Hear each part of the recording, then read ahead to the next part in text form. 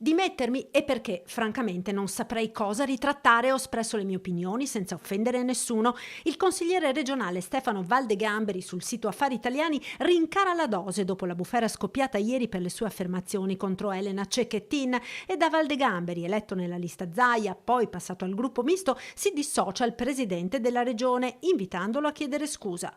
E il consigliere Valdegamberi risponde a se stesso e voglio anche ricordare, perché è giusto ricordare ai cittadini, molti ragazzi mi scrivono lo devi cacciare o altre robe del genere. Voglio ricordare che il Consiglio regionale sono consiglieri democraticamente eletti e stanno lì, se non escono dal Consiglio per scelta, stanno lì.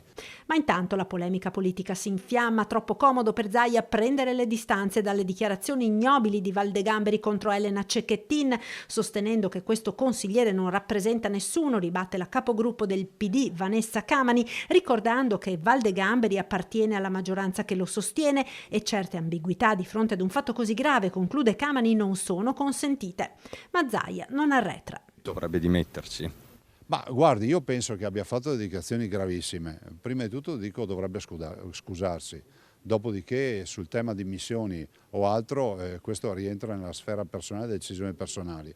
Una vicenda che pone ancora una volta Zaia su posizioni opposte e polemiche rispetto a quelle di Valdegamberi, come sul tema del fine vita.